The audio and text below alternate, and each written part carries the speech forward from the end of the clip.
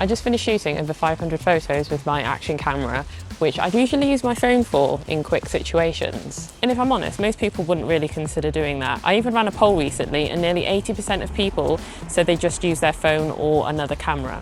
Which makes sense because a phone or a dedicated camera should be better than an action camera in pretty much every way. But if I'm already filming with my action camera, it did make me wonder whether it's actually good enough to replace my phone in certain situations. So I went out to a couple of locations, shot about 500 photos with my Osmo Action 6 and my phone, and once I sat down to look through them, that's where things got interesting.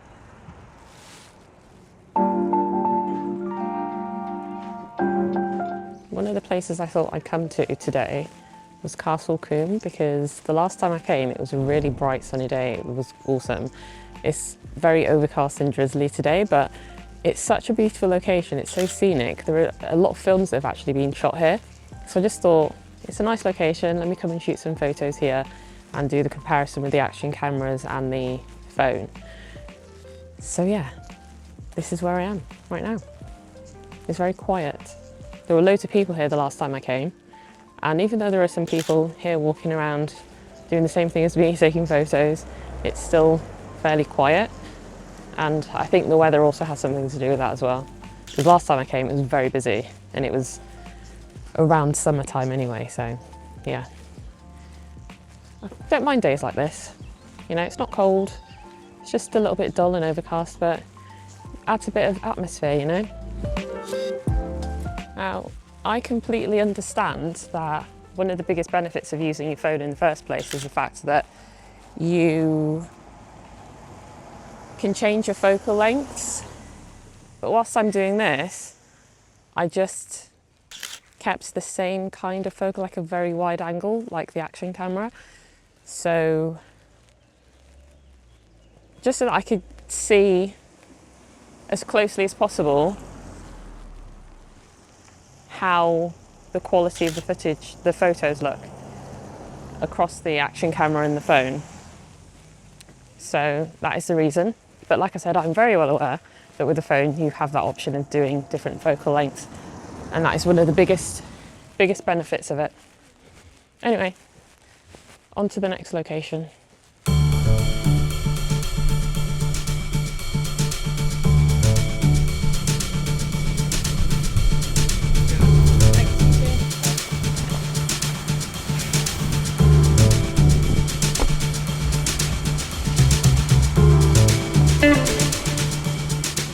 If you saw a video of mine a couple of weeks ago, then yes, I was in Bristol. I'm back in Bristol again, but the reason that I came back is because there were a couple of places that I wanted to go to, and this is one of them. So Stokes Croft, because there's loads of like street art and it's just got a little bit of character, and I thought it'd be quite a cool place to come and just take some photos for this video.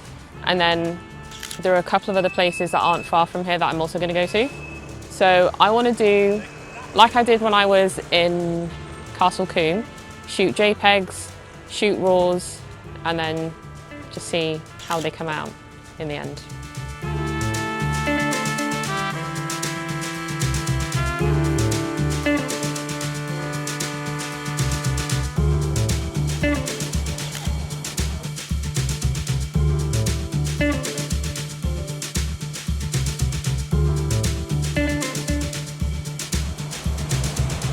I'm heading back now because my phone battery is dying, and even though I have my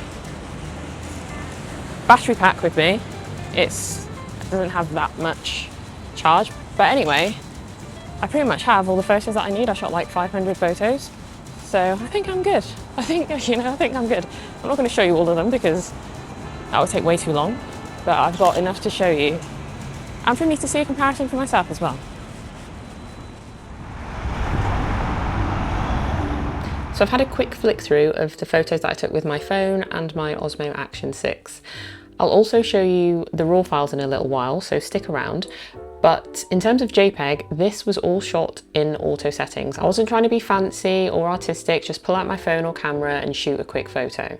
You know those moments when you just think, do you know what, that could make a really nice photo, and you just want to pull out a camera real quick, not necessarily going out intentionally to shoot photos. I kind of had that in mind. I have to say, with the JPEGs, the Action 6 did a pretty decent job. The colours looked good, they were a bit moodier as well, which I quite liked, even if they were a little bit on the blue side sometimes or on the softer side. But you can adjust the texture in the settings of the camera. Right now mine is set to -2, but maybe -1 might have been a little bit better. But on the whole, I wouldn't look at these photos from the Action 6 and be disappointed. The phone did a good job, but I have to say I kind of prefer the Action 6 JPEGs most of the time, I'm not gonna lie. But hold your horses for the RAW files, because I will get there. And look, I know that I could have used a different camera app like I do with when I'm shooting videos, for example. I use a dedicated video app on my phone, but I used it in the way that most people I think use their phones to take photos when I think about my friends and my family. Because they don't use dedicated photo apps when they want to take photos. They're just taking quick snaps on auto settings, using that native camera app and just shooting quick photos in the moment. Now where this gets interesting is when I shot in RAW and compared the photos. But to edit the RAW photos, I used Skylum Luminar Neo because there's so much that you can do to get a photo looking exactly how you want when you have the time to edit and be a bit more artistic for the final outcome. So here's a photo that I actually really like. Let me show you how I went from this to this by using Skylum Luminar Neo. So first thing is just adding your photos. You just go to add photos, find the ones that you want, and then you can select them. I've already dropped that one in. So I'm going to use this one. And the first thing that you can do is actually, if you have a look at presets, if you just wanted a quick fix, you could literally just go through, you could find whatever preset you wanted in here. There are different ones in here. But for example, here's one that's got scenery. You can just completely change the look of the image just by selecting any one of these. And you can also dial in the amount of that change that you want. And then you can go over to your edits, and this one's really cool because my sky, you can see the sky is there, but if you wanted to give the image a completely different sky, it does a really good job of replacing the skies. So you can see I've just selected that one there, and you can change the position of the sky. You can see it's masked it quite well. You can change the vertical positioning of it, horizontal position of it, so you can get it exactly where you want so that it fits a lot better into the image. Then after the sky, you can go to this enhance one, and it kind of adds like, it's almost like when you do clarity perhaps, it kind of has that kind of look to it, so you can have a little bit of that if you want. You can also enhance the sky a little bit, so you can just give the sky a little bit more definition if you wanted to. You can just dial that in as much as you want. And then the next one that I quite like is atmosphere. So with this, you can add fog, mist, haze. So if you have a look at the mist slider, so it adds that little bit of mist to it. If we go to the fog, you can see it adds some fog there. You can change the depth and the lightness of it. I'll show you that in a second, but I'm just going through the different ones and showing you what's there. So if we go with the mist one, which I kind of like, you can add it in a little bit. You can change the depth of it, so where it appears on the image, and then also how light it is as well. So this is without the mist, this is with the mist, with, it kind of softens the image a little bit, which I quite like. And then the next one that I really like is mystical. So mystical gives this a whimsical look. So if you go all the way, you can see it's giving it almost like an oil painting. It kind of looks a little bit too much. So, but if you add this a little bit, it gives it a nice little whimsical look to it. There's also this twilight enhancer, which allows you to change the time of day. So it's completely off at the moment. If I take it all the way, you can see how it adjusts it. And you've got golden hour, you've got a blue tint to it, quite like that. Bring it back, add a little bit in. There's also one last thing that I want to show you, which is sun rays, because even though it wasn't sunny, I have replaced the sky. So you can kind of see over here where the sun might be peeking out.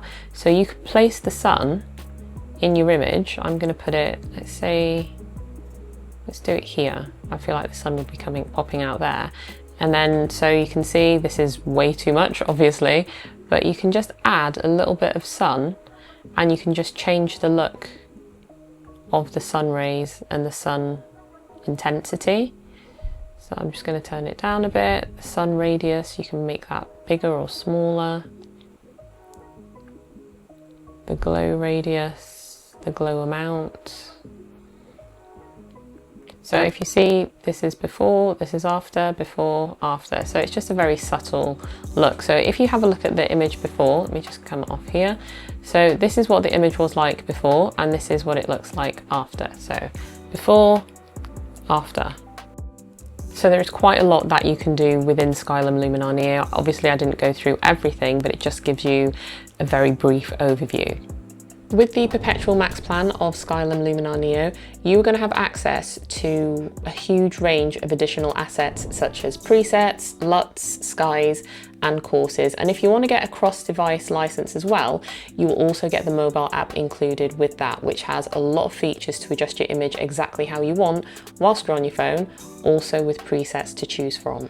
So I've dropped a link in the description to Skylum Luminar Neo, along with a promo code, Tamara10, which will give you 10% off when you're ready to buy it. Now there is one more thing that I want to mention, because there's a reason that I really like using the Osmo Action 6 for taking photos. You may or may not have seen the video where I was in New York shooting content for Action 6 videos, and I went out to test film tones for photos. Film tones is one of the biggest reasons that I love using the Osmo Action 6, mainly for photos. You can get some really stunning shots straight out of the camera that don't even look like they were shot on an action camera, and you don't have to do any editing to them whatsoever.